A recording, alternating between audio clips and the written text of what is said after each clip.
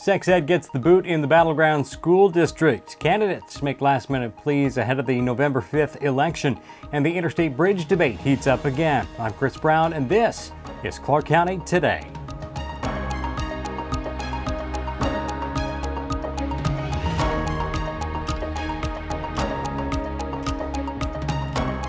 Hey everyone, happy Friday and welcome to November. Hope you're managing to stay warm. Now we start you in Battleground, where proposed sexual health curriculum got a cold reception from many in the community. The district had spent the past year combing through approved comprehensive sexual health curriculum to try and find an acceptable solution, but dozens of people showed up at this week's board meeting to express their displeasure with the program. Drag Queen Story Hour, you've heard a lot about it. Point being, Radar Productions in San Francisco has said that they are pushing an agenda, and Dylan Pontiff, Drag Queen, this is going to be the grooming of the next generation. Brea Olinda Unified School District in California, they are teaching pedophilia, pedestry, men having sex with boys, from the historical context. Ultimately, the board decided 3-2 to simply stop offering sex ed outside of a 5th grade biology class. Students will get mandated HIV and AIDS education, but it'll be up to parents outside of that. The state could move next year to make comprehensive sex education mandatory, at which point the district would have no choice but to comply. The November 5th general election is just a few days away. We've been hard at work posting previews of the various races, including the hotly contested Clark County Council District 4 race between Gary Medvegy, who was named to fill the seat when Eileen Quiring was elected county chair, and Adrian Cortez, a Battleground City Councilor who is president of C-Trans Board of Directors. Be sure to check out our breakdown of where the candidates stand on some of the key issues for Clark County. We also have closer looks at some of the hotly contested school board races around the area. And in his editorial this week, Clark County Today editor Ken Vance addresses an issue that has drawn some conversation in those school board races. There is evidence that the State Teachers Union, the Washington Education Association, and the local unions have made concerted efforts to get union candidates to run for school board positions. The WEA has made endorsements and also contributed cash to at least one local candidate. Opinions varied among the candidates involved in the 3 races in the Vancouver School District and the 2 in the Evergreen School District. Responses from each candidate are provided in Vance's column. Vance, staying true to his vow not to attempt to influence elections, only offered the information because he says he believes voters should be aware of this issue when making their decisions in Tuesday's general election. Well, last Friday, 16 lawmakers, 8 each from Oregon and Washington, sat down officially for the first time as the Joint Interstate 5 Bridge Committee. The group is working to revive the conversation around replacing the aging I-5 bridge following the failure of 2013 with the $3 billion Columbia River Crossing project. Before that meeting, the lawmakers had a chance to tour the bridge and get an inside look at what it takes to keep the only lift span along I-5 in working order. Today was our first opportunity to go out with both committees and members of both committees to really walk on the bridge and see what we're really talking about as it comes to replacing the I-5 bridge. We had a great tour by Bridge Superintendent and Bridge Tender Mark Gross, and he's been fabulous at taking groups out and taking a look at the needs for the I-5 bridge.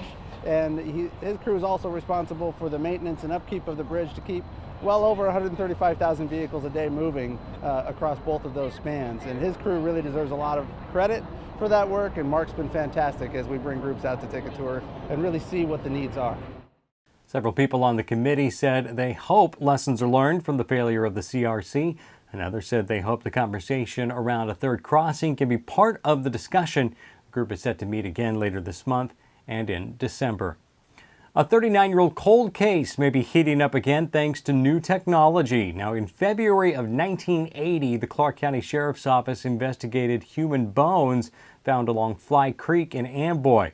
Over the years, 3 facial reconstructions and multiple media releases failed to help identify the remains of a young female. This week it was announced new DNA and genealogy evidence led to the identification of the remains as Sandy Morden. Now, while that solves one mystery, it deepens another. You see, Morden, along with her parents Andy and Irene, lived in the area between 1970 and 1980. Sandy attended Geyser Middle School in 1975 and 76, but her whereabouts between May 1977 and February 1980 are unclear. The Sheriff's Office wants to hear from any friends, acquaintances, neighbors, co-workers, fellow veterans, and classmates of Andy, Irene, and Sandy Morden, particularly those who interacted with them after 1970. For contact info, check out the full story at clarkcountytoday.com. We had the chance to speak with the two founders of the new Vancouver-based classical concert series, Musica Laterna. Both performed earlier this month at the first concert of the season and explained their goal to bring new artists to Clark County.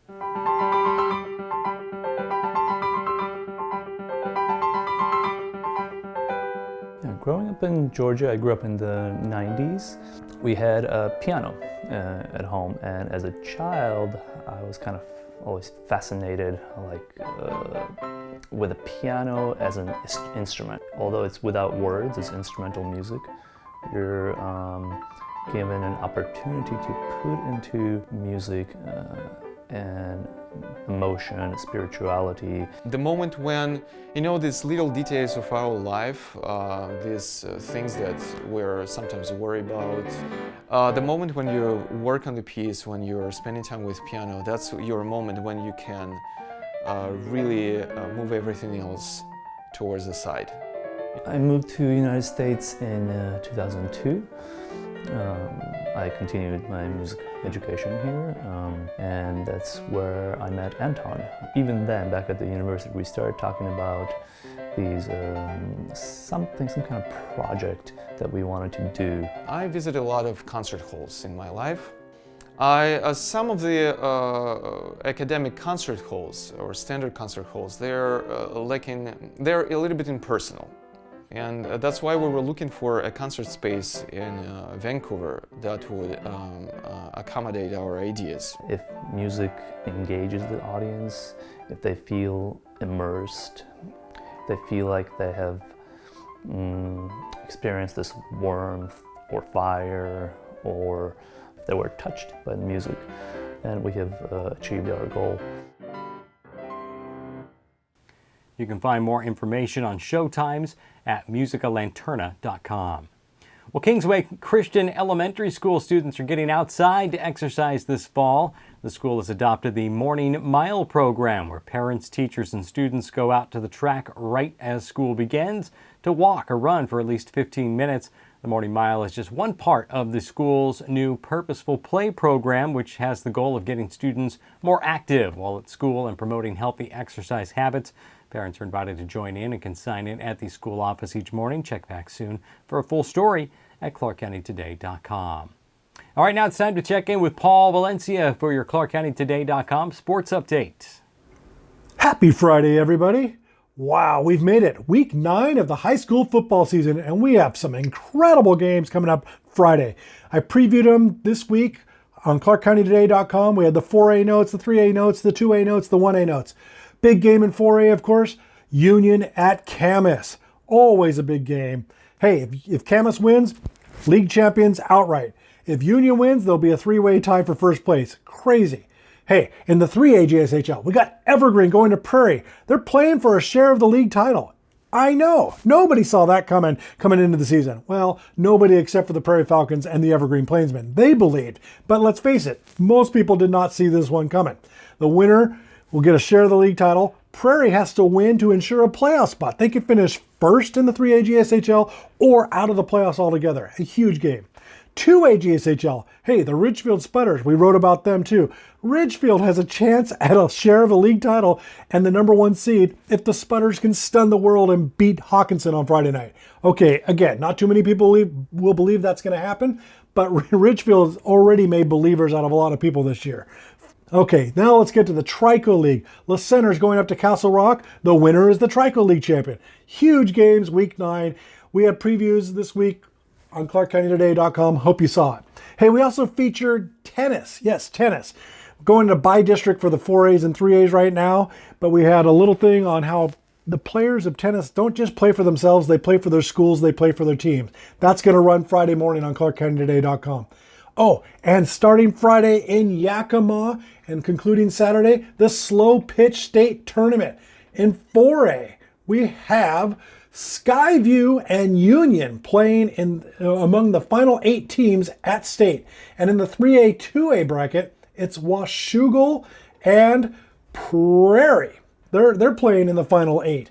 So we'll have that updated to you at the end of the week as well. Check that out on Monday's Sports Update. Thank you, Paul. And there you have a quick check of the top stories this week at ClarkCountyToday.com. Be sure to like us on Facebook, Twitter, Instagram, and YouTube if you haven't already to see when stories are posted and be part of the conversation. You can also reach us via email with your story ideas and tips. News at ClarkCountyToday.com is the address for that. For all of us at Clark County Today, I'm Chris Brown. Thanks so much for watching, sharing, and liking. Have a great weekend. We'll talk to you next week.